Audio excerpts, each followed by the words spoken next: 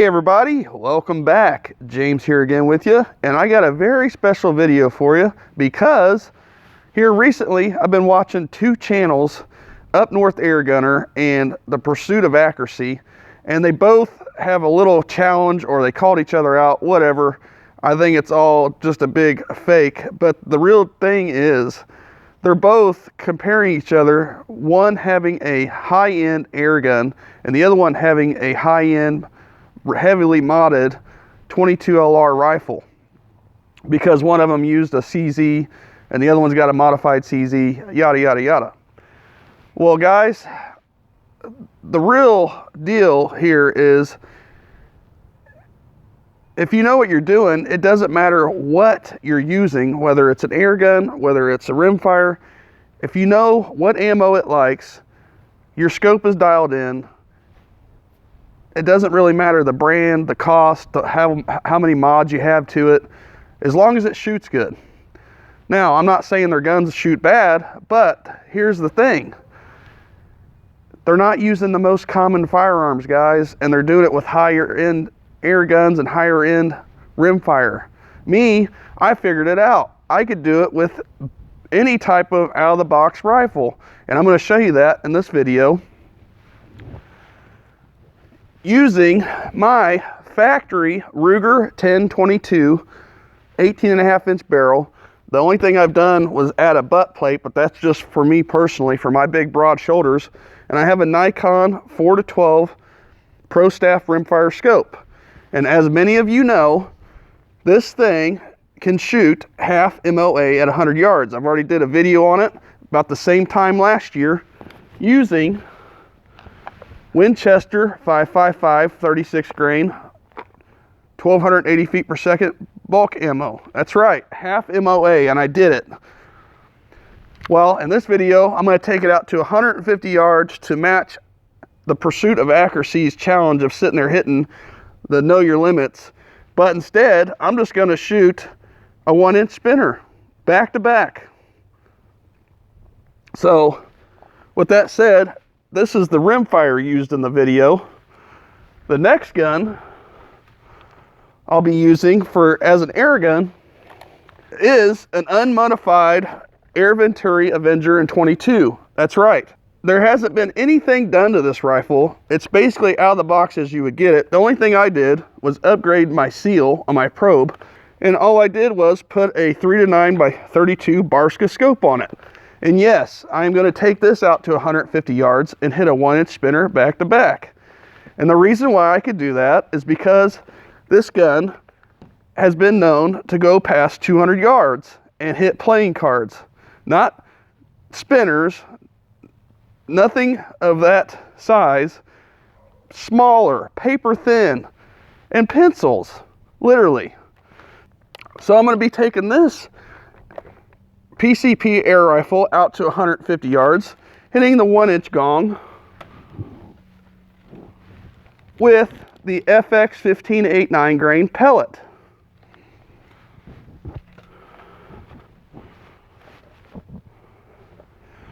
And a Carm magazine.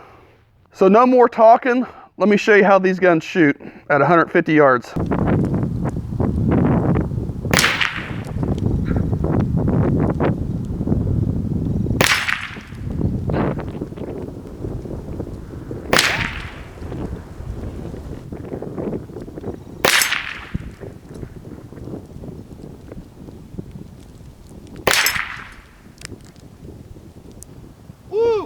No talking, just straight up shooting Winchester high velocity factory Ruger 1022 at 150 yards at a 1-inch spinner.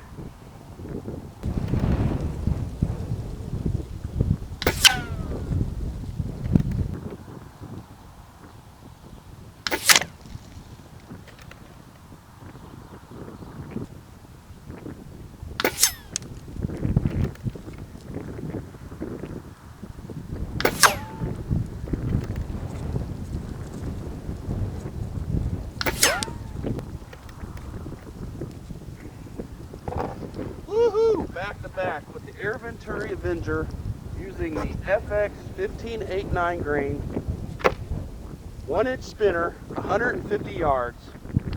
Woo!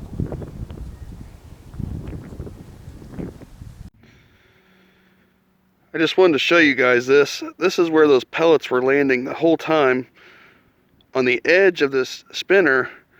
And the reason why is because I was holding dead center above the center of the spinner itself. And the last time I had this gun out was a couple days ago, shooting at 200 yards, standing free-handed and hitting pencils. As you've seen in my recent upload, the best pellet for the Air Venturi Avenger, which is, I have found in this temperature, the 15.89 grain FX JSB pellet, 5.52 head size. And you can see that spinner being hit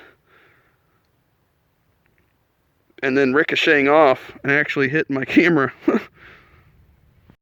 Okay guys, so as you've seen it there, both of these are equal in their own right, one being a rimfire, and they're both out of the box as you would get them, and one being a PCP air rifle. But again, you really have to know what you're doing.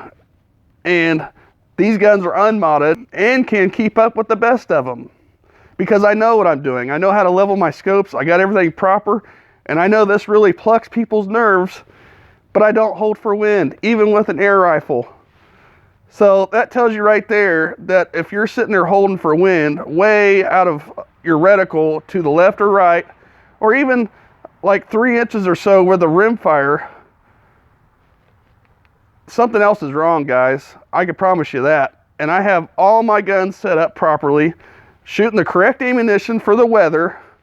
If you don't know, again, it makes a big difference on how cold it is outside. And right now, in this temperature that I was shooting in, it's around 13 to 14 degrees. And I was using high velocity ammo, bulk in the 22 at 150 yards. So they're going from sonic, or supersonic I should say, to transonic to subsonic. So there you have it. It's all about what matches the gun, whether it's an air rifle or 22. If it's got rifling, I know how to read it. I can set my guns up perfectly to shoot the way that I want. So that's a challenge for them both. They want to sit there and challenge each other with high-end rimfires or PCPs.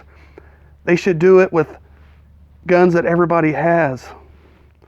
That's just my opinion though, but I can do it, so it don't matter to me.